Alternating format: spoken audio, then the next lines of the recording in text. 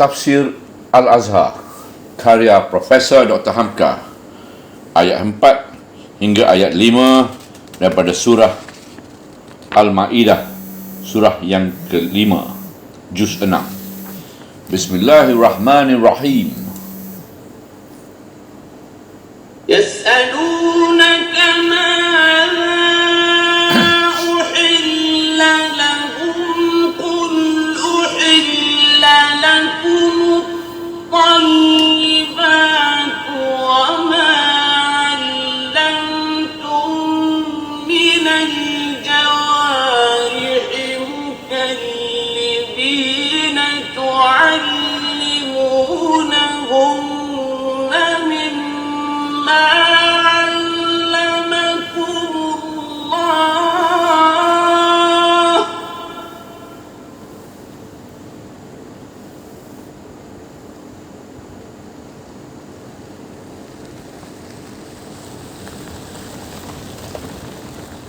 تعلمونهن مما علمكم الله فكلوا مما أمسكنا عليكم واذكروا اسم الله عليه واتقوا الله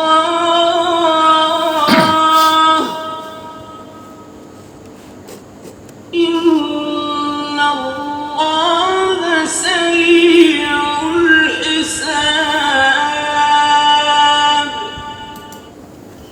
Ayat yang keempat.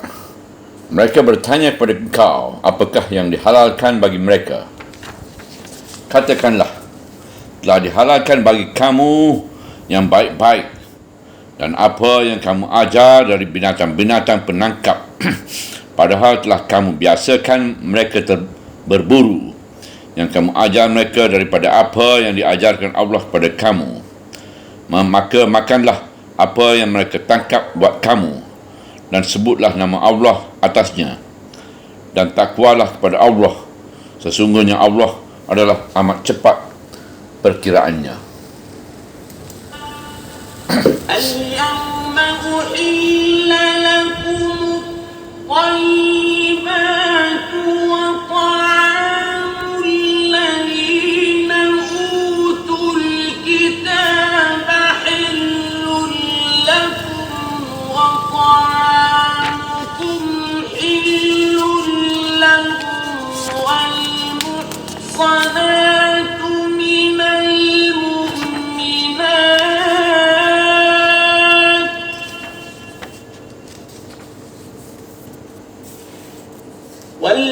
والمحصنات من المؤمنات والمحصنات من الذين أوتوا الكتاب من قبلكم إذا آتيتموهن أجورهن محصنين غير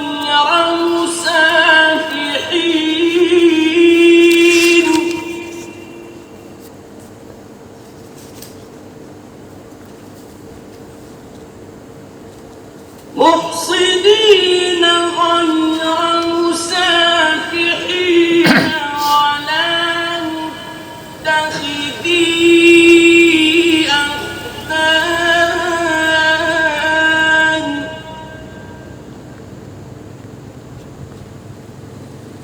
ومن يكفر بالإيمان فقد حبط عمله وهو في الآخرة من الخاسرين.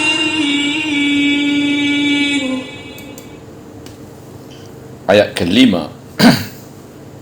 Pada hari ini telah dihalalkan untuk kamu yang baik-baik, dan makanan orang-orang yang diberi kitab itu halal bagi kamu, dan makanan kamu pun halal bagi mereka, dan perempuan-perempuan merdeka daripada mukminat dan perempuan-perempuan merdeka dari mereka yang diberi kitab yang sebelum kamu, apabila telah kamu berikan kepada mereka mahar mereka dalam keadaan bernikah, bukan berzinar dan bukan mengambil piaran. Dan barang siapa yang menolak keimanan maka sesungguhnya percumalah amalannya dan adalah dia di akhirat dari golongan orang-orang yang rugi.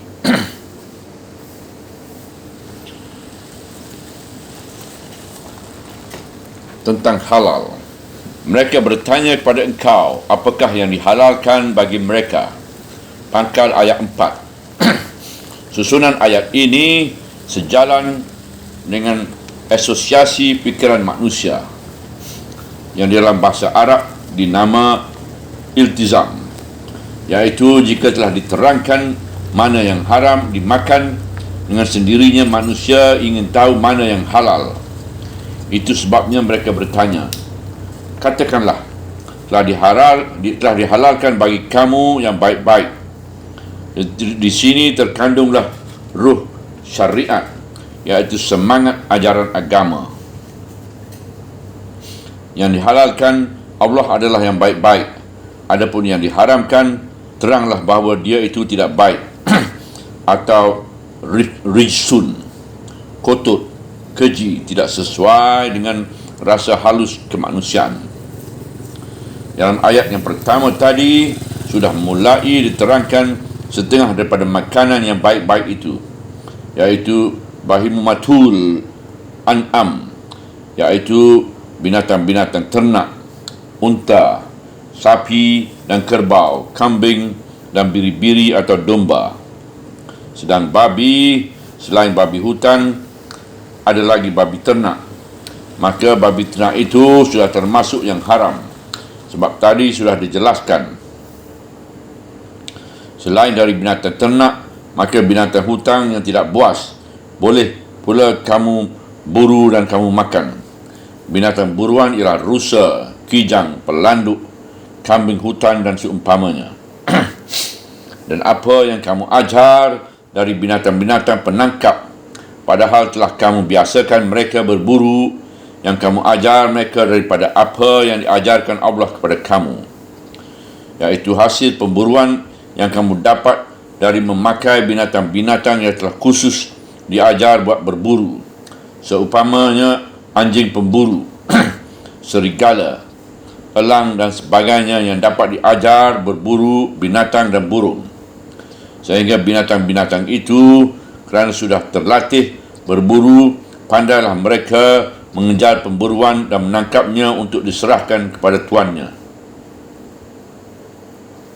Maka makanlah apa yang mereka tangkap buat kamu dan sebutlah nama Allah atasnya. Maka hasil pemburuan iaitu binatang buruan atau burung yang ditangkap oleh anjing pemburu atau serigala atau elang itu, setelah ditangkap lalu digonggongnya dan dibawanya kepada kamu, bolehlah buruan itu kamu makan. Sebab meskipun binatang itu telah ditangkap oleh anjing pemburu dan lainnya tadi, namun kerana dia telah diajar untuk itu, nyatalah ditangkapnya bukan buat dirinya, melainkan buat tuan yang mengajarnya.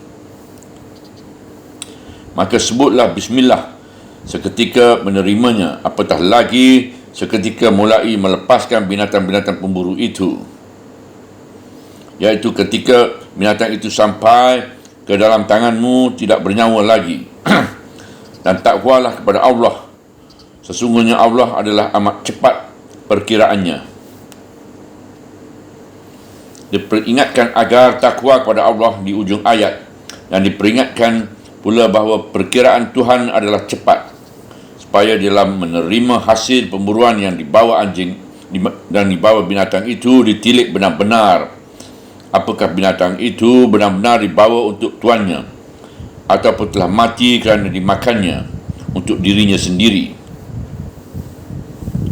Kerana kalau sudah mati, maka makanannya sendiri.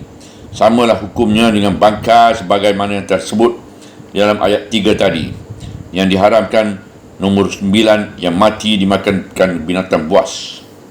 Sebab anjing dan serigala adalah termasuk binatang buas yang makanannya pun menjadi dihukumkan bangkai juga. Tapi kalau digonggongnya saja, belum sampai dimakannya, walaupun sudah mati sebelum sampai ke tanganmu, halal itu kamu makan, walaupun belum sampai kamu sembelih.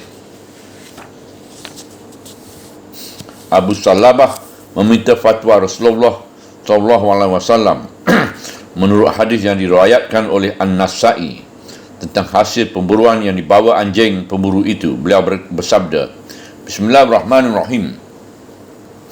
Jika ada pada engkau anjing pemburu, maka makanlah dari apa yang digonggongnya untuk engkau. Abu Salabah bertanya, masih hidup atau sudah mati? Beliau jawab, benar. Dan ditanya pula tentang buruan yang mati kerana dipanahnya. Maka beliau pun menjawab, makanlah apa yang telah dikembalikan kepada engkau oleh panah engkau. Maka hidup ataupun sudah mati, Abu Salabah pun bertanya, bagaimana kalau binatang itu hilang, tidak bertemu, iaitu jatuh ke tempat lain jauh, dicari tidak bertemu? Rasulullah menjawab, meskipun hilang tidak bertemu, kemudian setelah dicari-cari baru ketemu, itu pun boleh engkau makan asal belum berbau busuk atau tidak bertemu di tubuh itu bekas panah yang lain. Beginilah beberapa peraturan tentang pemburuan. Pada hari ini telah dihalalkan untuk kamu yang baik-baik. Pangkal ayat 5. Dalam ayat ini diulang-ulang lagi bahawa mulai hari ini sudah dihalalkan pada kamu makanan yang baik-baik, sebagaimana yang telah diterangkan pada ayat pertama. Sebahagian yang baik-baik itu sudah terang, iaitu binatang ternak. Makanan yang baik ialah yang tidak ditolak oleh perasaan halus sebagai manusia. Dimisalkan bangkai, meskipun belum ada misalnya ayat yang mengharamkannya, namun tabiat manusia yang sihat tidaklah suka memakan bangkai. Demikian juga memakan atau menyusup darah. Apatah lagi kalau orang melihat bagaimana sukanya babi kepada segala yang kotor, dia akan jijik makan babi. Kemudian selain dari macam-macam yang keji yang telah diharamkan pada ayat 3 di atas tadi, datang pula hadis menerangkan mana selain itu yang tidak baik dimakan. Di antaranya ialah hadis Ibnu Abbas yang dirawikan oleh Imam Ahmad dan Muslim dan Ashabul Sunan. Sabda Rasulullah, Bismillahirrahmanirrahim, telah melarang Rasulullah SAW memakan tiap-tiap binatang buas yang bersaing dan tiap-tiap yang mempunyai kuku pencekaraman dari burung. Dan sebuah hadis lagi dari Abu Sulabah, tiap-tiap apa yang bersaing dari binatang buas, maka memakannya adalah haram. Perawinya kedua hadis ini sama. Tetapi mazhab Imam Malik berpendapat bahawasanya selain yang haramnya terdaftar dalam Al-Quran bukanlah menjadi haram, melainkan makruh saja. Dalam hal ini, mazhab Malik agak luas, sehingga yang lain yang tersebut dalam Al-Quran bagi beliau hanya semata-mata makruh. Tetapi mazhab Syafi'i agak mempersempitkan. Bagi beliau apa yang disebut oleh hadis Ibnu Abbas dan Abu Salabah itu sama haramnya dimakan dengan yang telah didaftarkan di Al-Quran tadi. Maka kucing, anjing, serigala, singa, harimau, beruang dan tikus, demikian juga burung helang dan segala burung yang makannya mencengkeram, iaitu makan daging, dalam mazhab Syafi'i haram dimakan. Dalam mazhab Maliki semata makruh. Yang makruh pada hukum bererti dibenci, yang bukan bererti bahawa ada orang dalam mazhab Maliki yang mengatakan makruh itu yang makan anjing itu makan kucing, yang makan anjing atau makan kucing. Keterangan dari mazhab seumpama perbezaan pendapat di antara kedua mazhab yang besar ini. Maliki yang berpendapat bahawa larangan-larangan yang tersebut di hadis itu hanya membawa kepada hukum makruh, dan mazhab Syafi'i membawa kepada hukum haram, hanyalah semata-mata untuk kita tinjau belaka. Sebab di dalam surah Al-A'raf, surah 7 ayat 157, kita bertemu ayat tentang tugas Nabi kita Muhammad sallallahu alaihi wasallam menjadi rasul yang wajib kita imani. Di antaranya ialah Bismillahirrahmanirrahim. Dia menghalalkan untuk mereka mana yang baik-baik dan mengharamkan untuk mereka mana yang buruk-buruk.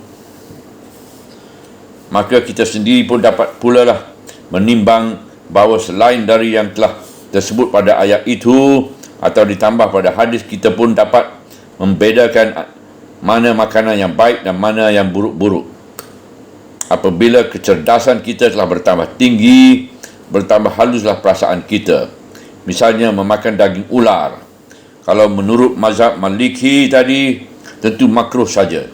Tetapi dalam diri kita sendiri ada rasa jijik, maka haramlah dia buat kita.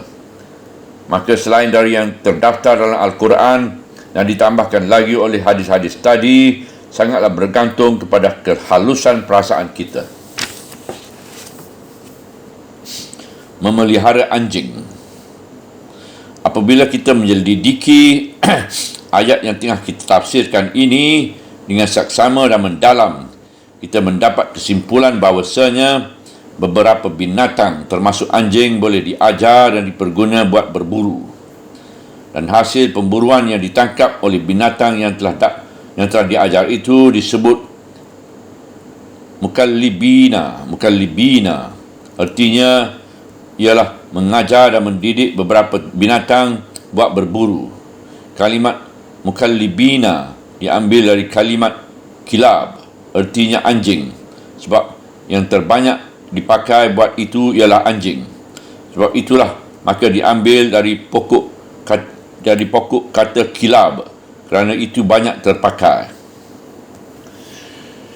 Menurut satu riwayat dari Ibnu Abi Hatim, diterimanya dari Sa'ad bin Jubair, diterimanya pula dari Adi bin Hatim dan Zaid bin Muhallil, keduanya orang Taif. Sebab turun ayat ini ialah bahawa Adi bin Hatim dan Zaid bin Muhallil itu pernah datang kepada Rasulullah sallallahu alaihi wasallam bertanya, "Ya Rasulullah, kalau tadi engkau menerangkan makanan yang haram kami makan, sekarang kami mohon pula bertanya mana makanan yang halal." Lalu turunlah ayat ini. Mereka bertanya kepada engkau, manakah yang dihalalkan? Katakanlah, dihalalkan bagi kamu mana yang baik-baik. Sampai terakhir ayat saat menjelaskan, iaitu persembelihan yang halal. Sebab tadi sudah diterangkan mana yang haram. Kami sekarang ingin diterangkan pula mana yang halal. Maka datanglah penjelasan bahawa yang halal ialah yang baik-baik, dan di antara yang baik-baik ialah hasil pemburuan yang didapat dengan perantaraan binatang-binatang termasuk anjing yang telah diajar buat berburu. Jelas di sini bahawasanya memelihara anjing buat berburu tidaklah terlarang. Malahan salah satu makanan yang halal ialah hasil pemburuan yang dibawa oleh anjing itu. Menurut satu riwayat lagi yang disampaikan oleh Ibnu Hatim juga tentang sebab turunnya ayat ini, ada satu riwayat dari Abu Rafi Maula, iaitu Maula Rasulullah SAW. Abu Rafi itu menceritakan bahawa dia pernah disuruhkan oleh Rasulullah SAW membunuhi segala anjing, lalu dibunuhinya. Maka datanglah banyak orang kepada Rasulullah SAW bertanya, "Apatah lagi yang halal bagi kami dari umat yang telah engkau suruh membunuhi ini?" Rasulullah berdiam sejenak, lalu turunlah ayat ini.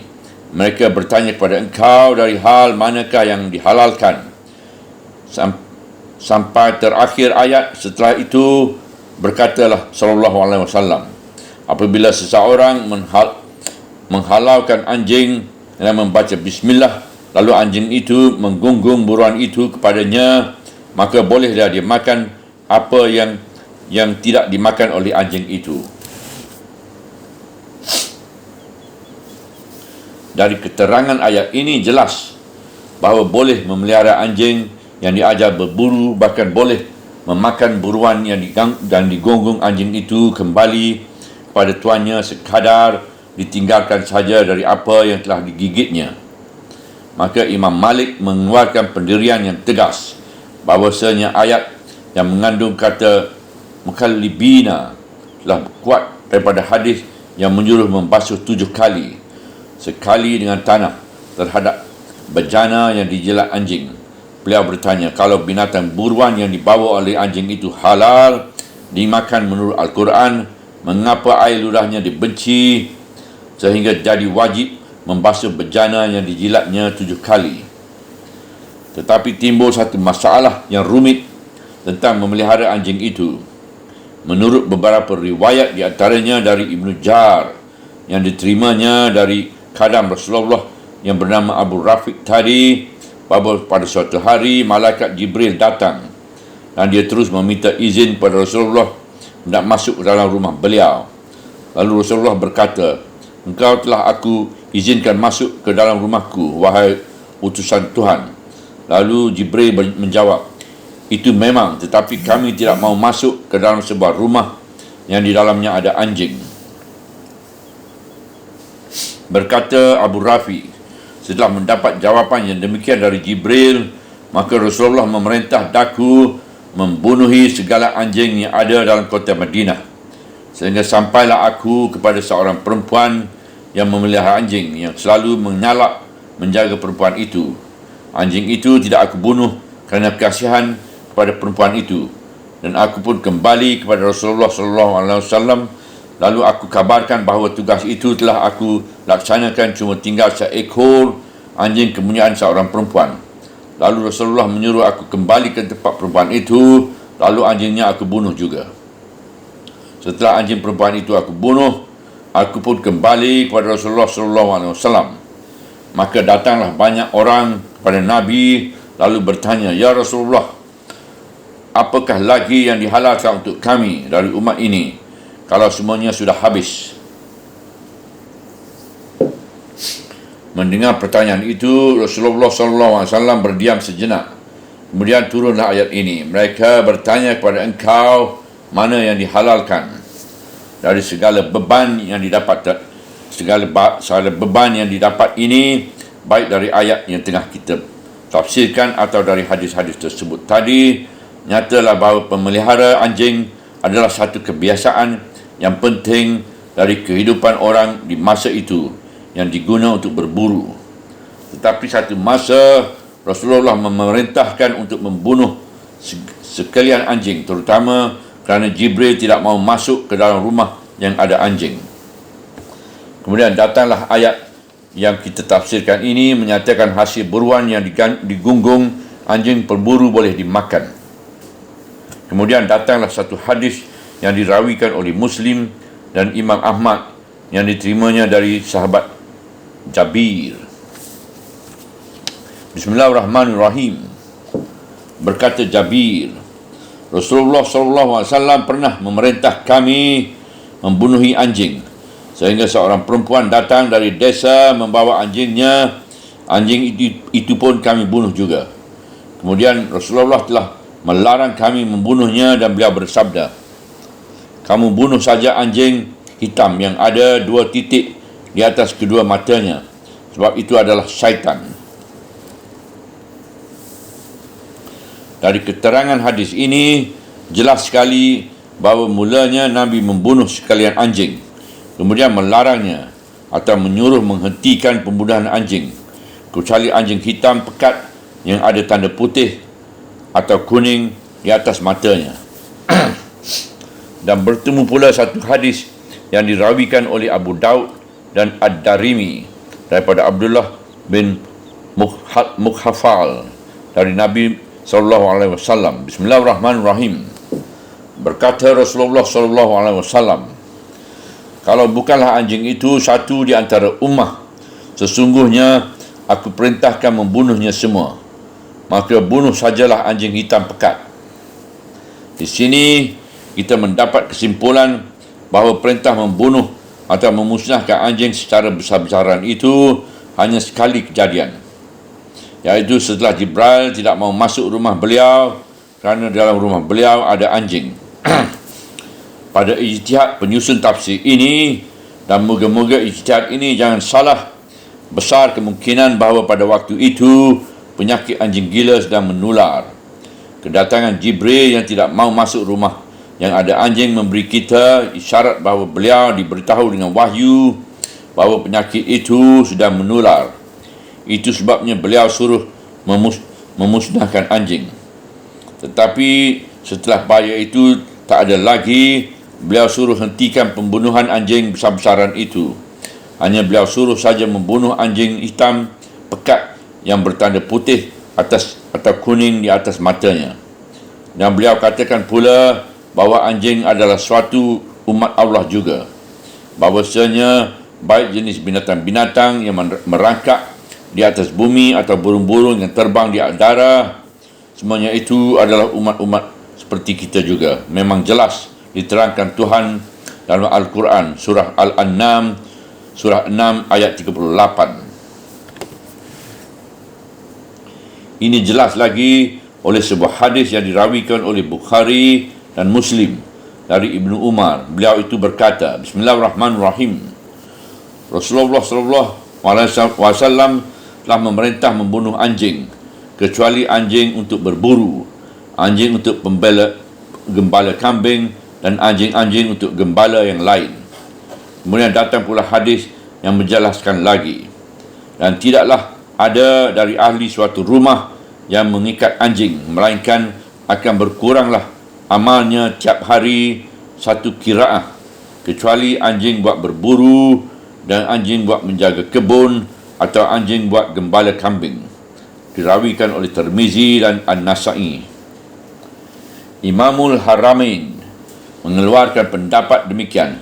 Sejak itu tetaplah hukum syarak melarang membunuh sekalian anjing, sebab tidak ada mudarat, sampai pun kepada anjing yang hitam pekat pakai tanda putih di sebelah mata, atas matanya.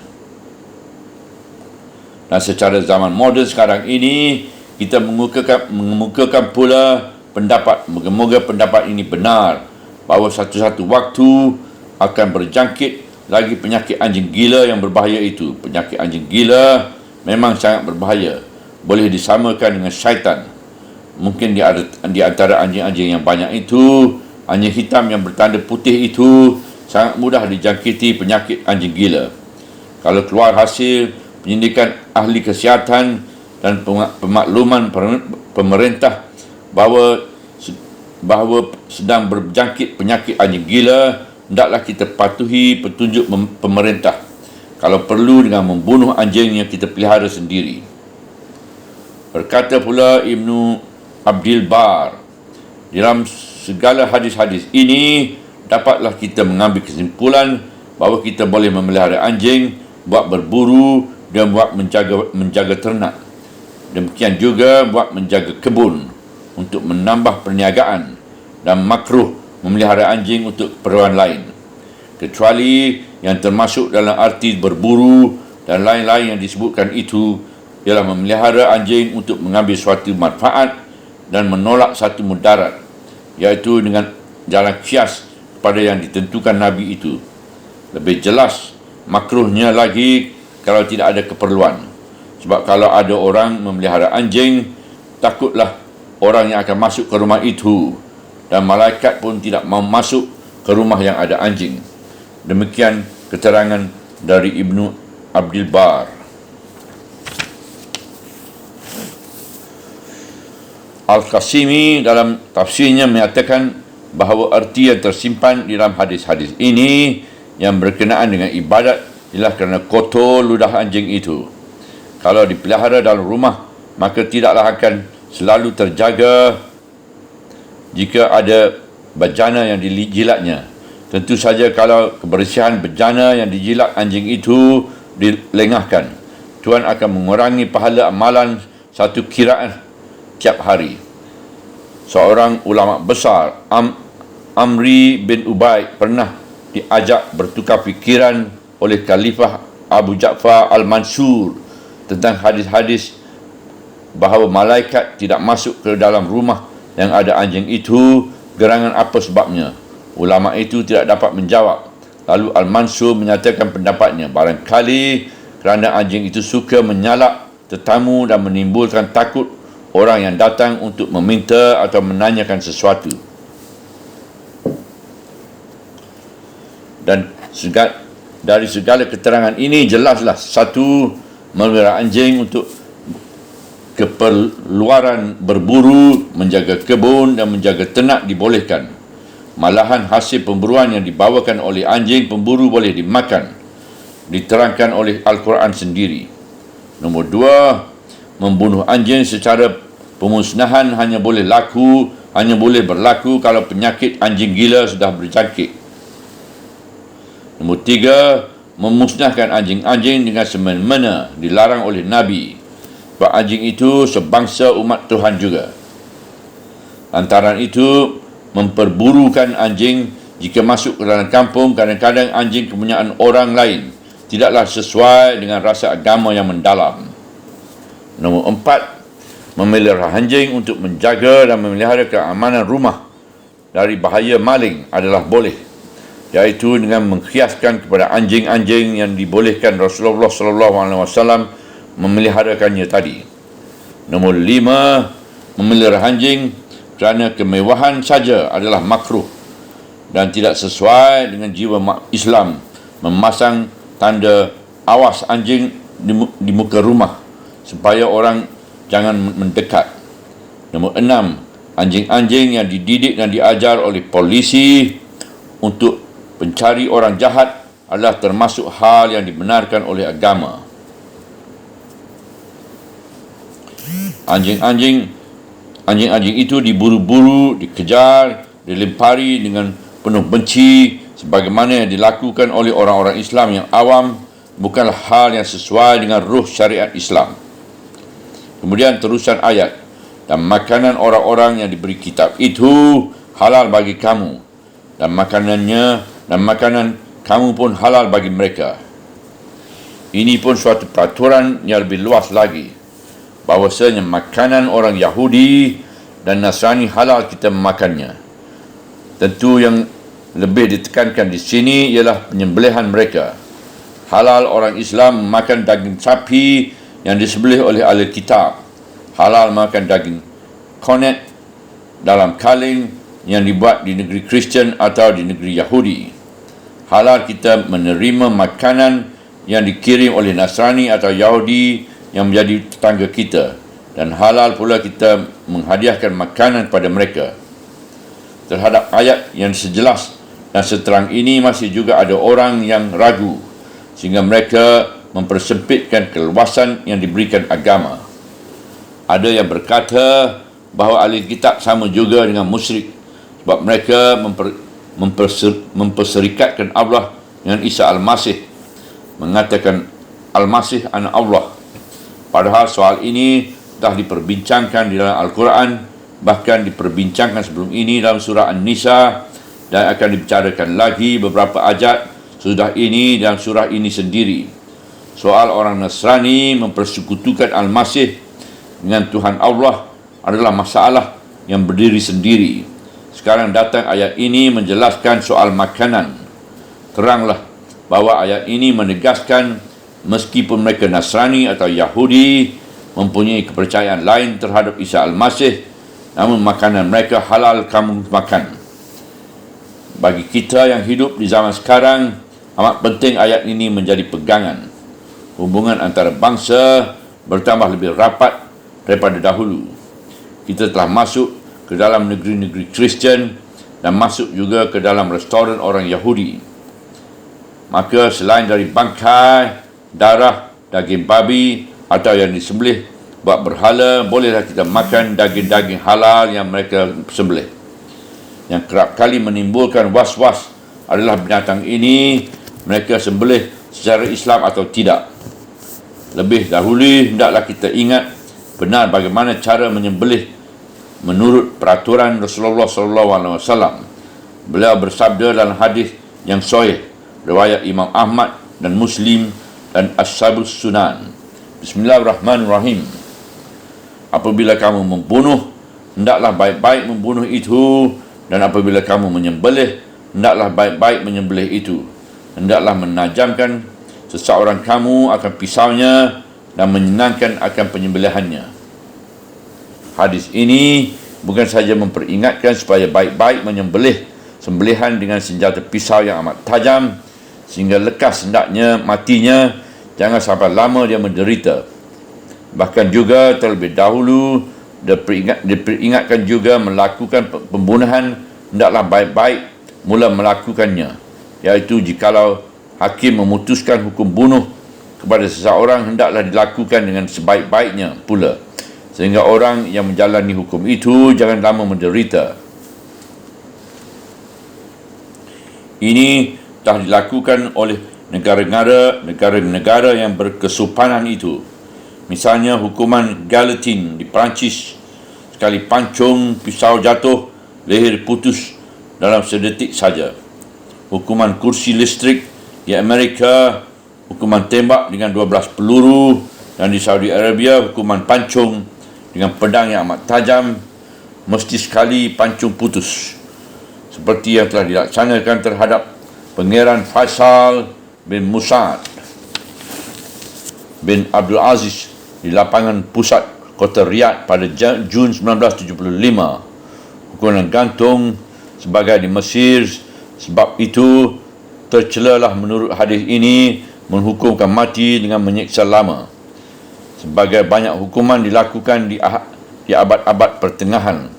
Orang dimasukkan ke dalam tong yang di dalamnya diberi paku, lalu tong itu diguling-gulingkan atau dititiki air setitik demi setitik pada ubun-ubunnya, sehingga berapa jam kemudian baru mati kerana sangat dinginnya air itu. Selain dari itu, ada pula larangan keras dari Rasulullah SAW melakukan mengoyak-ngoyak mayat sebagai melepaskan sakit hati setelah dia mati. Ada yang diturih perutnya, dirobek dadanya, dikeluarkan hati jantungnya dan sebagainya. Jadi kalau melakukan penyembelihan, hendaklah dengan pisau sangat tajam sehingga binatang yang disembelih itu jangan lama menderita dan diarahkan keluar dengan sempurna dan darahnya keluar dengan sempurna. Penyembelihan yang dilakukan oleh orang-orang Kristian yang berada di serata-rata apa yang dikehendaki Rasulullah itu, sehingga supaya binatang yang akan disembelih itu jangan lama menderita sakit dan jangan tahu waktu dia akan sembelih. Biasanya mereka pengsankan dahulu, setelah pengsan baru disembelih. Ada yang mereka pukul kepalanya sampai pening, dan ada yang mereka lakukan terlebih dahulu ke kamar yang dipenuhi gas sehingga dikeluar dari sana dia pun lemas. Waktu itu baru disembelih. Padahal bagi setengah kita belumlah penyembelihan mencapai kemajuan demikian. Kita umumnya memakai pisau yang tajam menurut kehendak Rasulullah SAW. Tetapi sebelum pakai pisau yang tajam, tetapi sebelum disembelih, macam-macamlah penderitaan binatang itu. Dijerat keempat kakinya, dia menggereting, hendak melepaskan diri, lalu diterajangnya supaya dia jatuh, kadang-kadang terlepas ikatannya, berkelahi dahulu dengan orang-orang yang akan menyembelih. Akhirnya dia yang kalah kerana dikeroyoh bersama-sama. Setelah dia rebah, baru disembelih. Apabila orang Nasrani Barat melihat orang kita menyembelih kerbau, mereka lah yang menuduh bahawa agama kita kejam.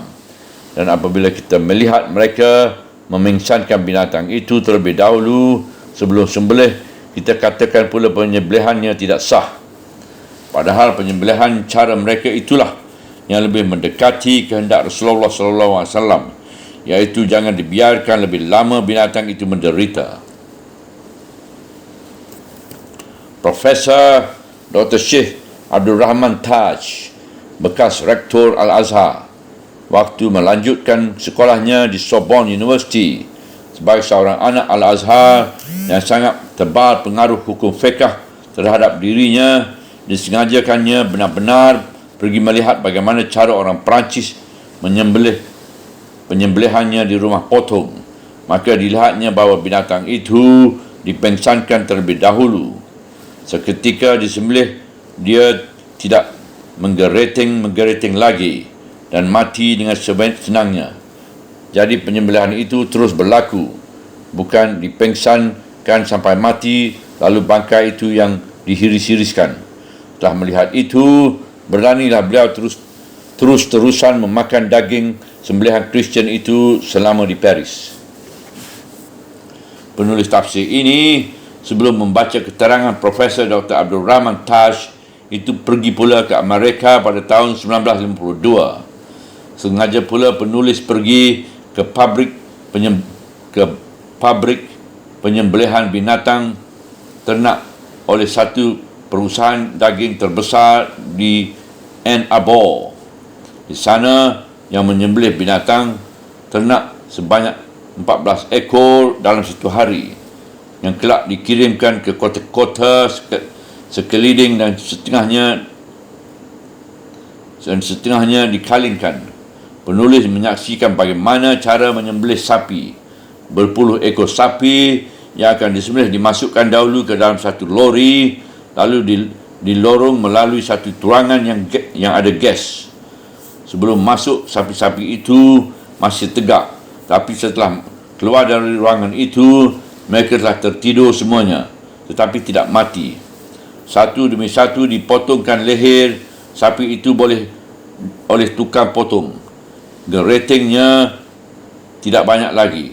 Darahnya memancur keluar, lalu digantung dan dikulitikan.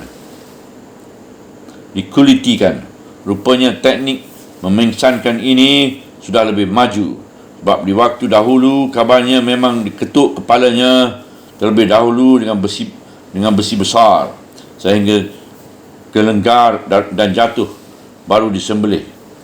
Maka berfikirlah kita, mana yang lebih mencapai kehendak Rasulullah jika dibandingkan dengan sapi itu terlebih dahulu diperhembat-hembatkan, dijerat keempat kakinya, dibujuk-bujuk, dan kadang-kadang dia melawan, lalu disesak bersama-sama setelah kaki keempatnya terjerat, lalu diterajangkannya sehingga dia jatuh. Dipegang pula bersama-sama sampai diam. Setelah dia diam baru disembelihkan. Sampai sebelum matinya dia menghempas-hempaskan diri kesakitan. Mana yang lebih mendekati kehendak Rasulullah. Penulis melihat pula di ruangan lain orang menyembelih kambing. Kambing itu ditangkap seekor-seekor, lalu digantungkan kakinya ke atas dengan berbaris. Satu demi satu kambing itu disembelih dengan pisau sangat tajam, sebagai kita menyembelih juga, dengan tidak dipengsankan terlebih dahulu. Tangan tukang-tukang potong itu sudah seperti mesin saja. Roda mesin berputar, kambing itu satu demi satu tiba di hadapannya. Pisau tajamnya lekat ke leher kambing itu mati. Perbezaan dengan penyembelihan kita tentu ada. Mereka tidak membaca bismillah ketika menyembelih. Tapi itulah yang dihalalkan kita memakannya oleh ayat itu. Tetapi itulah yang dihalalkan kita memakannya oleh ayat itu. Tentu Yahudi dan Nasrani tidak membaca bismillah. Padahal dalam kalangan kita Islam sendiri, tentang membaca bismillah seketika menyembelih itu adalah termasuk masalah khalifiyah. Telah menulis Syed Rashid Rida dalam tafsirnya Al-Manar. Dan perselisihan ulama tentang hukum tasmiyah, iaitu membaca bismillah itu, sebab nas yang syarih mewajibkannya tidak terdapat, yang akan dapat menyebabkan ijma' ulama atasnya.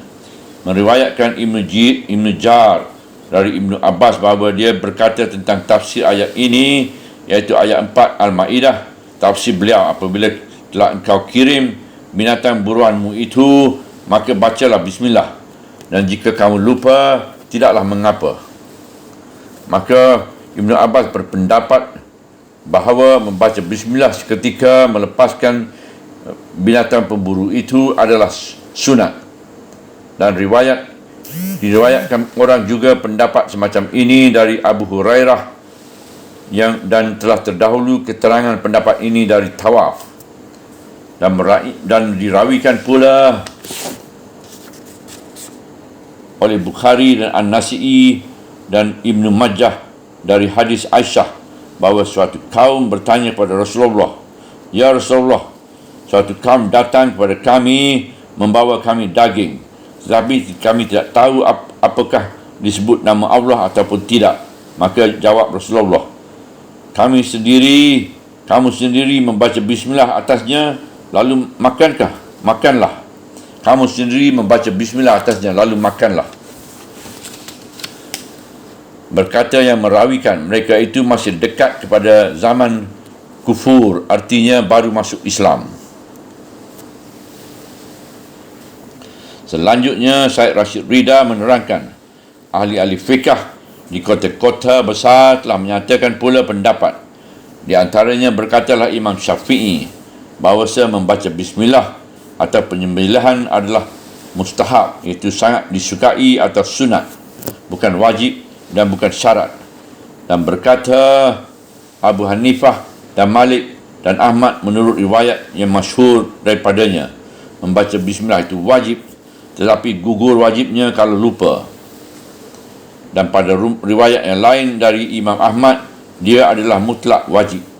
Tafsir Al-Manar, juzuk ke-6, halaman 176.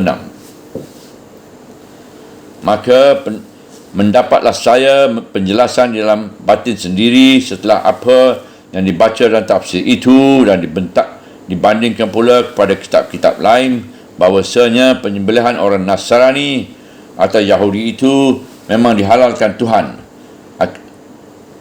Aku makan, dan aku pun tidak ragu lagi kerana aku melihat mereka tidak membaca bismillah.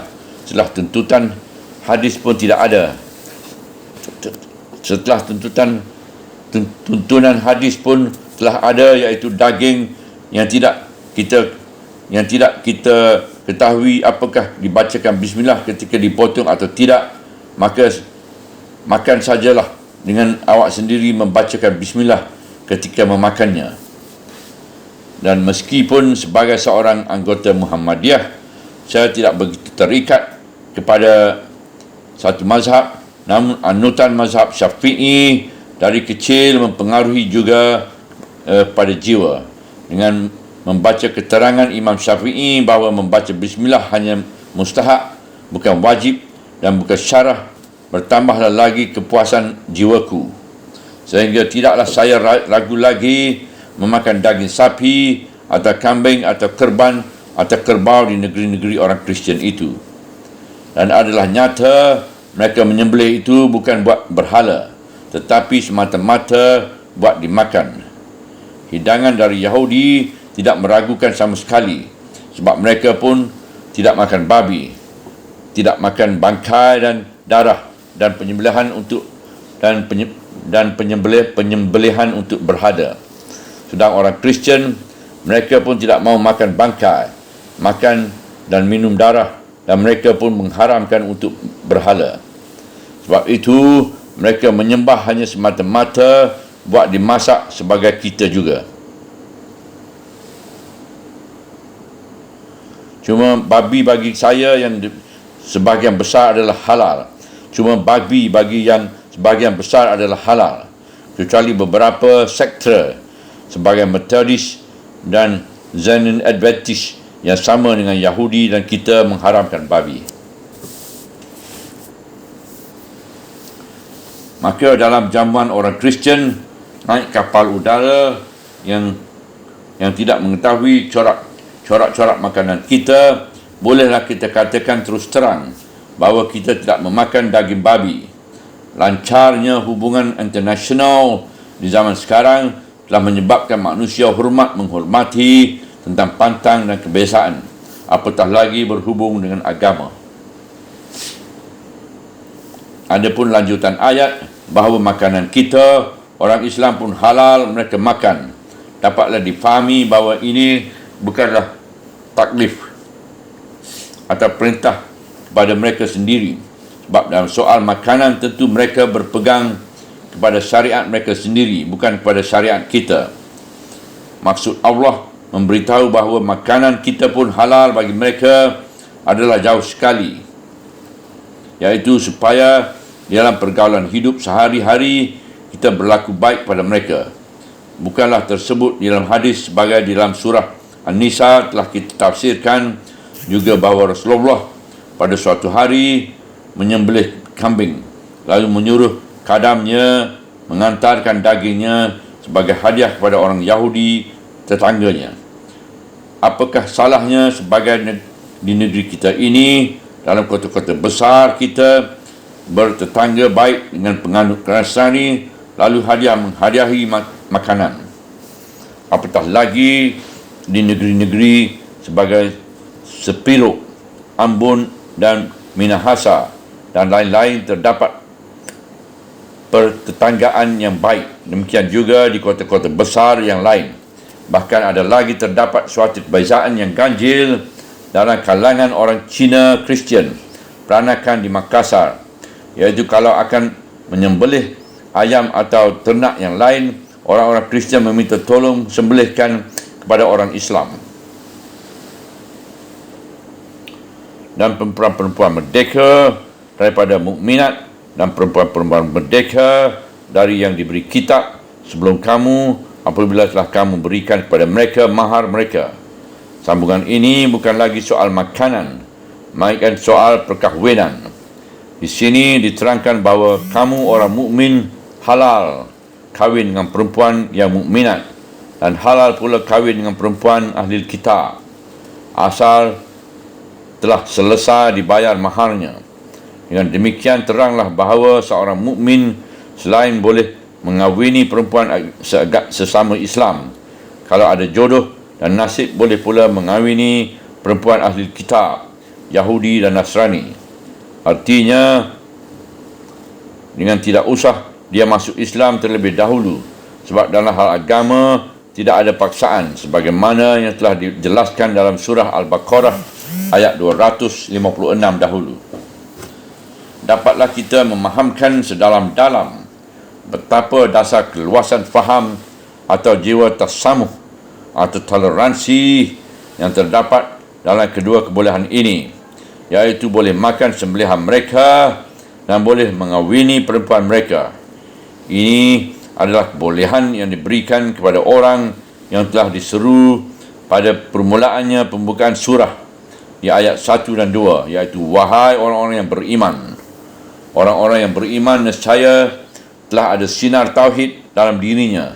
Sekiranya dia seorang yang baik kalau bertetangga, walaupun bertetangga lain agama, dan tidak ditakuti bahawa dia akan goyah dari agamanya kerana berlainan agama dengan istrinya. Dia akan tetap menjadi suami yang memimpin dalam rumah tangganya, tapi dia akan memberikan contoh yang baik dalam kesaksian, ketaatan kepada Tuhan dan ibadat dan silaturahim. Sebagai suami, tentu dia akan menjadi teladan yang baik bagi istrinya, dan tentu dia pun akan berbaik-baik dengan seluruh ipar besannya yang berlain agama. Ziarah menziarahi antara mengantar makanan. Tetapi dapat pula lah kita mengambil faham dari ayat ini bahawa terhadap kepada laki-laki Islam yang lemah iman, keizinan ini tidak diberikan, kerana bagi yang lemah iman itu tukang pancing akan dilarikan ikan. Kerana banyak kita lihat ketika negeri kita masih dijajah oleh Belanda yang berteguh dalam agama mereka, ada orang Islam tertarik nikah dengan perempuan Kristian, berakibat kucak-kacir agamanya, kacau bilau kebangsaannya dan sengsara di akhir hidupnya. Hal ini sampai menjadi bahan roman yang indah dari salah seorang pahlawan kemerdekaan dan pujangga kita, Abdul Muiz, dengan bukunya Salah Asuhan. Dalam ayat ini bertemu perkataan musanat, yang kita artikan saja perempuan-perempuan merdeka, baik musanat musminat orang Islam atau musanat ahli kitab. Dahulu tidak pernah kita artikan kata musanat, iaitu perempuan yang terbenteng artinya perempuan merdeka, perempuan baik-baik dan terhormat, bukan pezina dan bukan budak-budak. Maka darajat mereka yang mukminat dan ahli kitab sebagai isteri laki-laki Islam yang beriman adalah disamakan oleh ayat ini. Ini dikuatkan benar-benar oleh sambungan ayat dalam keadaan bernikah, bukan berzina dan bukan mengambil piaraan. Dengan mulanya diberi ingat tentang membayar mahar terlebih dahulu dan ditekankan lagi dengan menyebut nikah. Ditegaskan pendirian rumah tangga yang suci bersih, baik terhadap perempuan baik-baik sesama Islam atau perempuan baik-baik ahli kitab. Itulah sebabnya maka dalam satu hadis yang sahih, Rasulullah menyatakan hendaklah nikah itu diperlihatkan, diterangkan sehingga diketahui orang banyak. Bahkan dianjurkan memukulkan duh, artinya genderang, tambur atau dirayakan, asal jangan maksiat. Bukan berzina dan bukan memelihara perempuan di luar nikah, gendik atau gundik atau nyai, cara di Delhi di zaman kemegahan kaum kapitalis tembakau dahulu. Dan barang siapa yang menolak keimanan, maka sesungguhnya percumalah amalannya dan adalah dia di akhirat dari golongan orang-orang yang rugi. Ujung ayat 5. Ujung ayat ini umum bagi sekalian orang yang menolak hidup beriman dan memilih yang kufur, dan boleh pula lebih dikhususkan kepada orang-orang Islam sendiri yang telah diberi izin bertoleransi yang demikian besar, boleh menikahi perempuan ahli kitab, yang mana di antara mereka kerana goyah iman lalu lebih tertarik ke dalam agama isterinya, sehingga tinggal dan tanggallah imannya yang asal. Dia sebagai tukang pancing yang dilarikan ikan, bukan dia yang menarik isterinya, melainkan dia yang terseret keluar dari Islam. Kalau sudah demikian, nescaya gugurlah dan percumalah segala amalannya yang selama ini.